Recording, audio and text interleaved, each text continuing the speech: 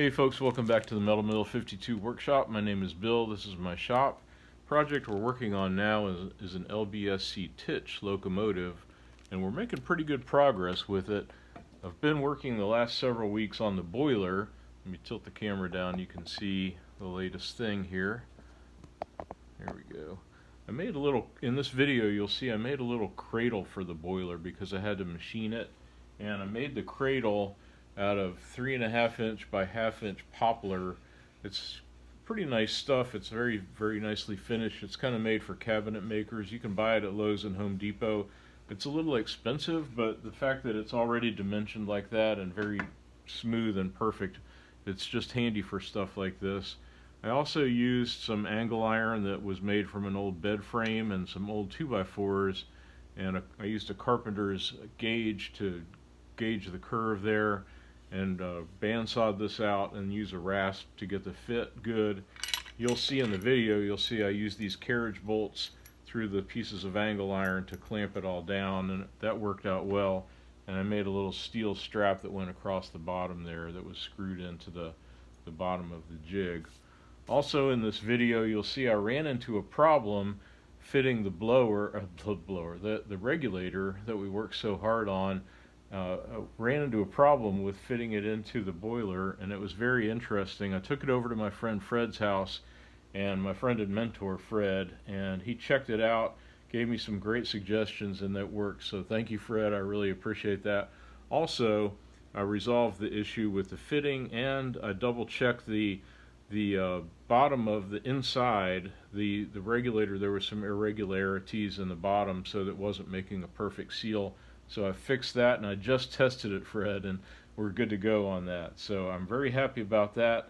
The next things, you'll see all this stuff in this video. The next things that I have to do, what will be in the next video, will be actually cleaning everything up, fitting the regulator in, fitting the steam header in, the supercharger and all that stuff, superheater and all that, and then also the blower and the hollow stay that goes in. So those are going to be some tricky things. I'm just going to take my time, make sure I do those right, and then check and fit, bolt on everything on the outside of the boiler that needs to get bolted on. Then I can leak test it, and I'll show that. The next video will be about that, because after we're at that point, then it's just a matter of fitting the boiler to the chassis.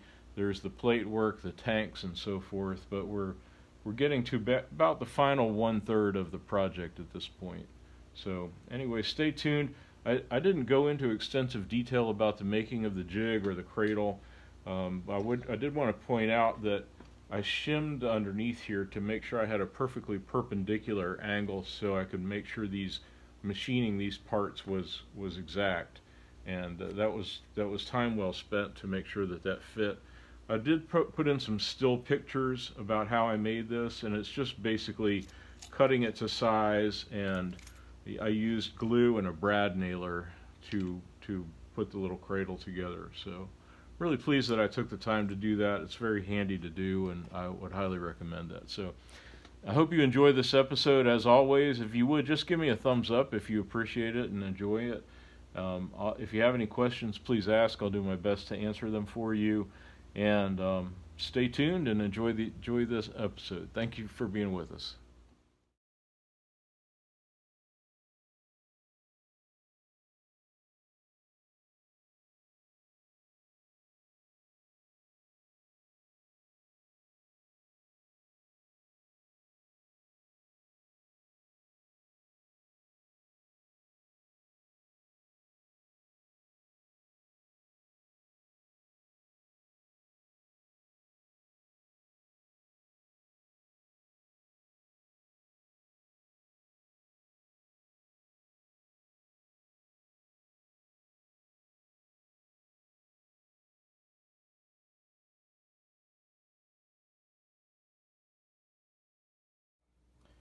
As you can see by the still pictures that I've inserted into this video, I made this elaborate jig here to hold the boiler steady for the little titch, just to be able to drill and tap the 3 holes here that are remaining on the boiler, and then it'll all be done.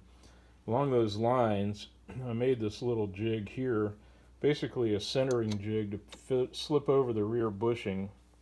It's a nice snug fit, and I can fit a 3/16 inch diameter center drill down the center of it and be able to drill right exactly to the center rather than trying to eyeball. So hope that might be helpful for you. Preparing to drill the top bushing and tap at 3/16 inch 40 to accept the manifold.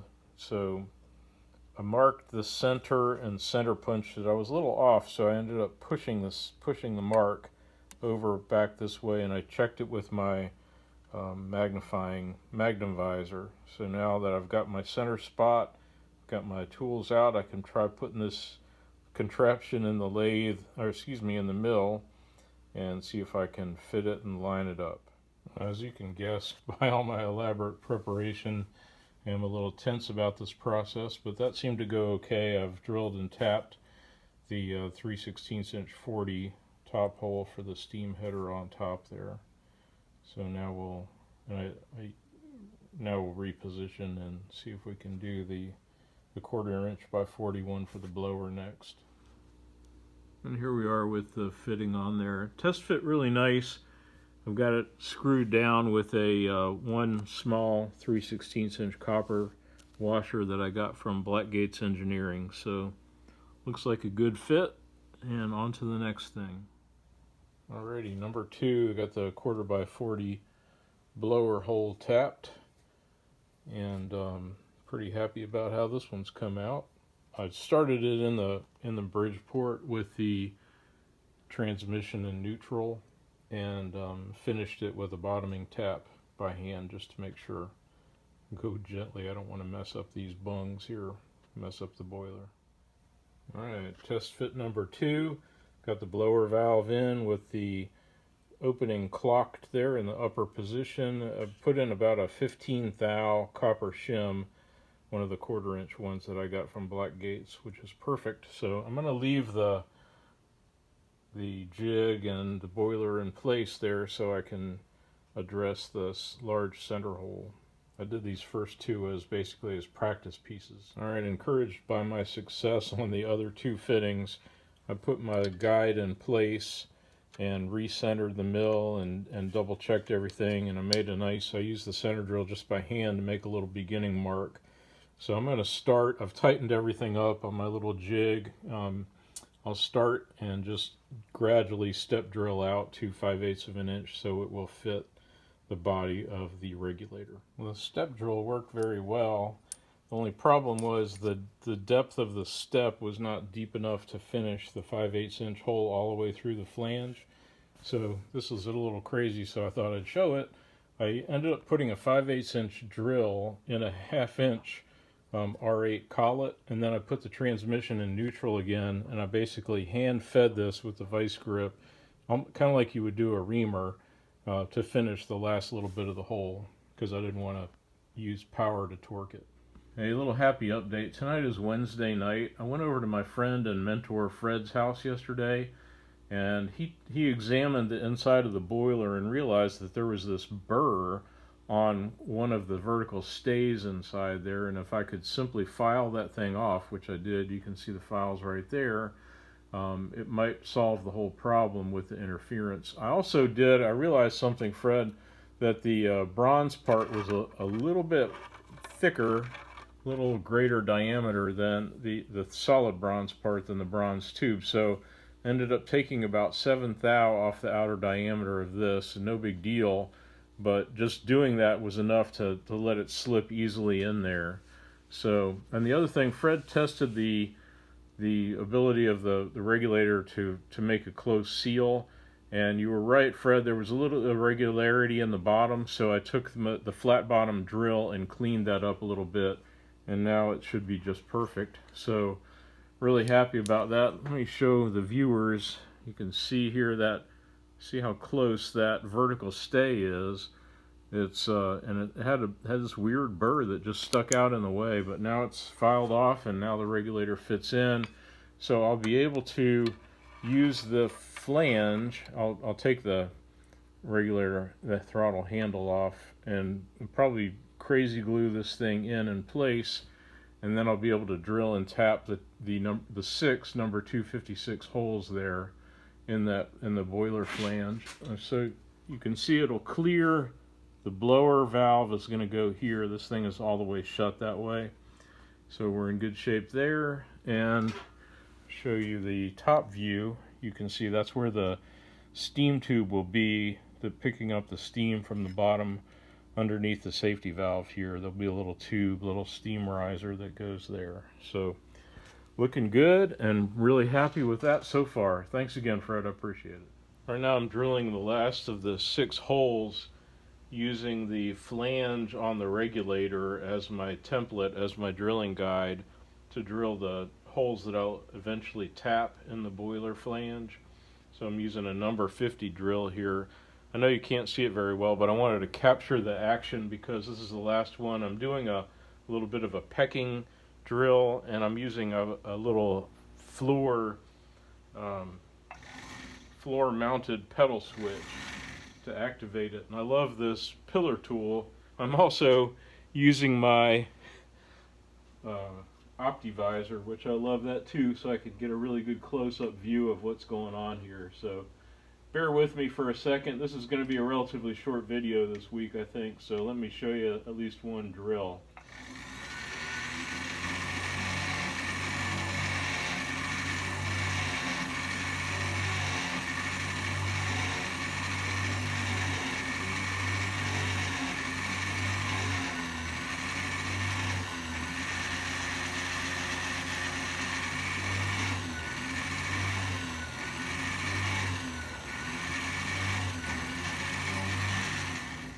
You can hear the little sewing machine motor bog down a little bit as I'm drilling. Let me show you. See, the little jig that I built for the boiler is great because it keeps it at the perfect angle for everything. And you can see the little holes there pretty clearly. Here's the pedal operated thing is down there. Hopefully that'll pick it up. Just thought I'd show that real quick. Probably a much better view this way, so you can see what's going on. Really thrilled about how that was. This is Thursday night. Last night, after I finished adjusting the regulator, I cleaned the flange off both sides with acetone, and I used some drops of crazy glue just to hold this thing in place.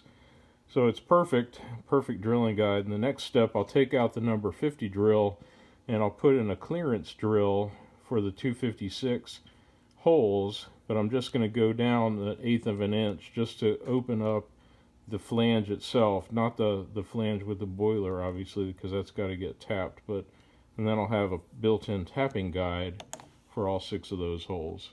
I won't bother showing that, but that's the next step. Now it's quick work of drilling the clearance holes as well. You can see they came out really nice. What I do is put a little piece of tape to mark my 1/8 inch drill, and then with the Optivisor I can really zoom in there and see, and make sure I don't drill further than I need to. So really good. Now I'll get it set up so I can use the pillar tool for tapping. Let me just circle around here. What I'll actually probably do, since the boiler assembly is relatively tall compared to the pillar tool, I can just take the self-contained drilling head off and set up the tapping arm, which is swiveled around back, pull that into position, get my 256 tap lined up, and tap the 6 holes really easily. Using the pillar tool, as you can see, I've got the tapping arm over here, and I've just finished very pleasantly tapping the the last of the 256 screw holes here that will hold the regulator into the boiler. Just love the pillar tool. I just wanted to show what a neat, useful tool this thing is. Such a pleasant thing to use for drilling and tapping of fine things. Should use it all the time. I'll have to remind myself. So next, after this, take it apart. I'll test fit the screws that I've got that I shortened to put in place there. If everything's perfect, then I'll heat this up to break the crazy glue bond, remove the regulator from the boiler, and then make a paper gasket for this assembly, and then I can finally take the boiler out of its little cradle. Alright, here's the regulator installed. All the 256 holes have been tapped. I've got my little stainless steel screws in place there. I always do a test fit before I take everything apart. Again, enjoyed using the pillar tool. So now I can take the screws out and put this thing, put a heat gun on this and loosen the bond with the crazy glue, pull the regulator out, and make a paper gasket for it. Here I am making the paper gaskets using this good Felpro paper gasket stuff. Cut a little square, obviously outlined the holes that needed, and I started marking the first two holes, top and bottom, and then I used the pencil point to find the other holes and just jab it in there.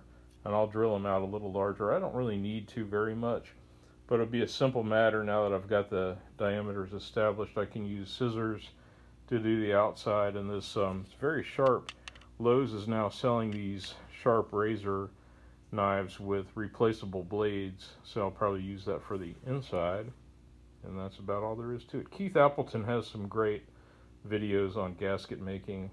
I'm not going to bore y'all with all that, but I'll show you the finished product in a minute. Alright, here we are with the finished gasket. The little cobalt knife worked out really nicely, and I got this, what I did, I put the screws in there just to hold the gasket down, kind of let it form its shape tonight. Not that you really have to do that, but I kind of like to do that. And I do like this stuff, this Felpro gasket paper, so it's worked out well for me in other assemblies, so happy to have that here. I think this will be the last episode or the last segment for tonight, and tomorrow I'll come out here. It's Friday night. I'll come out tomorrow in the daylight and do the grand unveiling, kind of take this thing all apart and wrap up this video and then publish it. So thanks to everybody who's been a part of this journey. Thanks very much to my friend Fred, who gave me the advice about just filing out the interference there.